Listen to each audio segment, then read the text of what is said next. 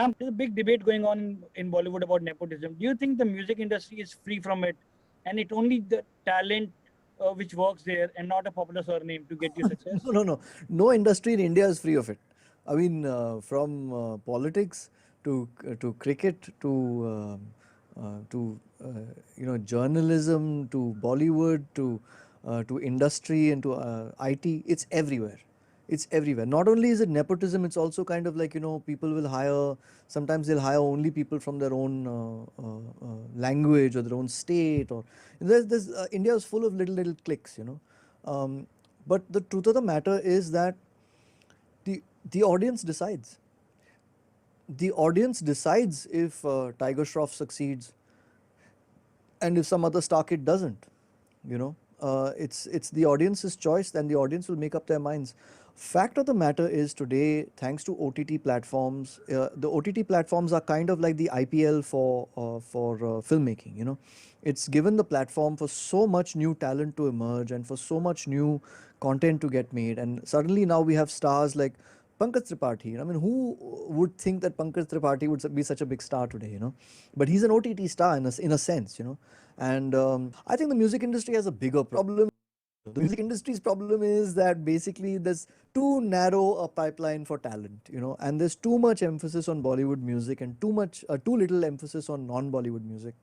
When I was about 20, 21, I did this song with Shan called Tanha Dil, and it's still one of my big hit songs, and people still remember Shan by that song, and that's the song that I composed, produced, I did everything on that song. Um, and I made nothing out of it. I made nothing out of that song. But the fact is that there was no encouragement to. Funnily enough, the record company completely left me out of the next album. When the fact of the matter is that I had made the song, and you need to back your creators. It's the same problem that we have with the way that Bollywood treats writers. Now finally writers are getting their due and they're getting their credit. At least some of them are, and that'll open the doors for more. But it's the same problem, is that you need to treat your creators with respect. Then you will get great content. This is the thing that Amir started doing a long time ago, and the industry has been very, very. They'll follow a lot of things that he does, but they don't follow the good stuff. So that's a big problem. So you think there is a favoritism in music in the music world as well?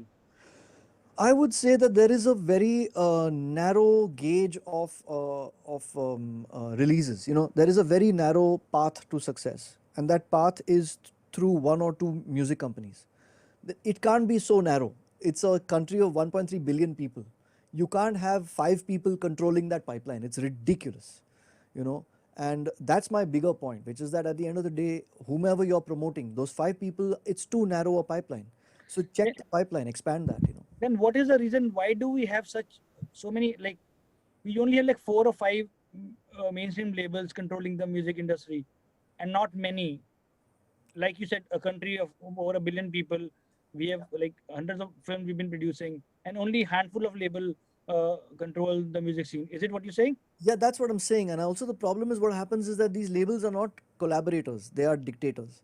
So what happens is that, invariably it comes down to कि हमारे साथ काम करो वरना, और हमको ये इसमें इतने में दे दो वरना. And also, like, we've also had a massive problem in Bollywood. I remember a producer telling me that, when a Pakistani artist is willing to give me a song for free, why would I pay you? And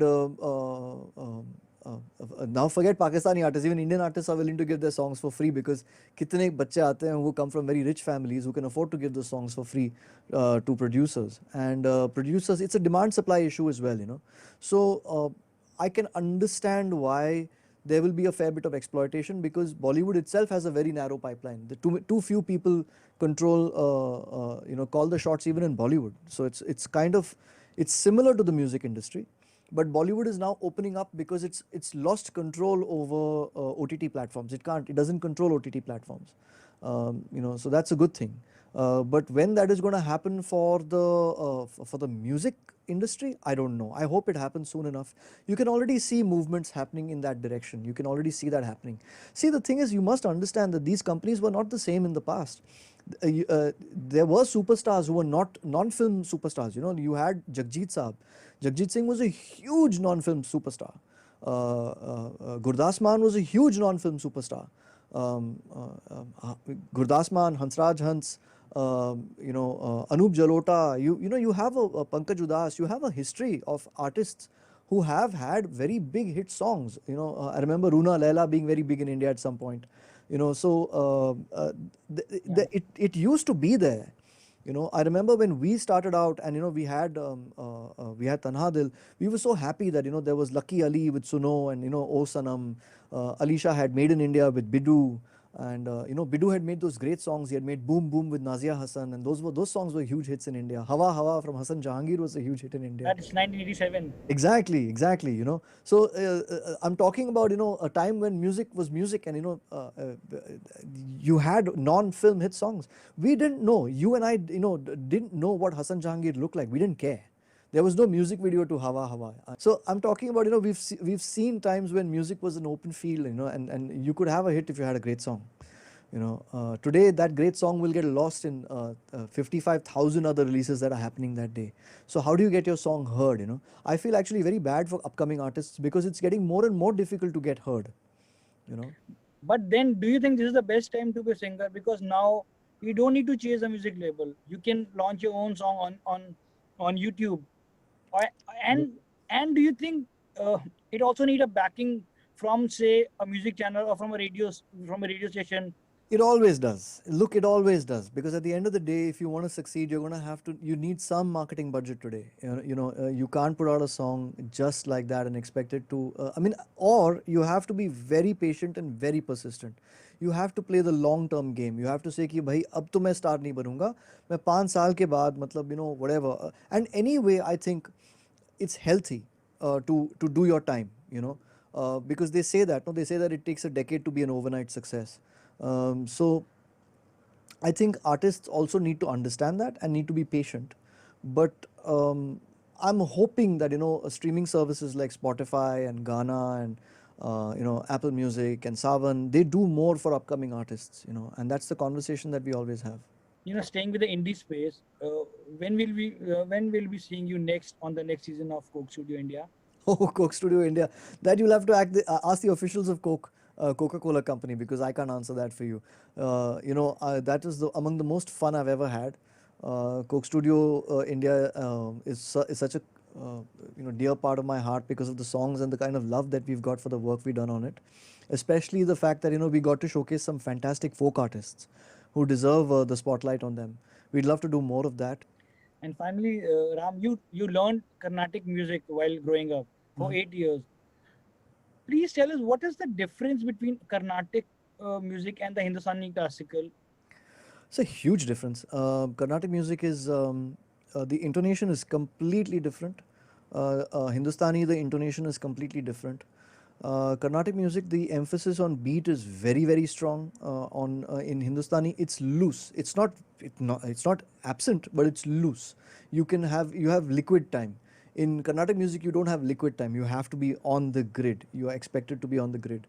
Carnatic music also, the rag structures are very different, though a lot of rags obviously overlap with Hindustani rags, but the rag structures are quite different, and there's many more rags in Carnatic music than in Hindustani, primarily because Ustad Bhatkhande also condensed Hindustani education down to 10 thats and built from there.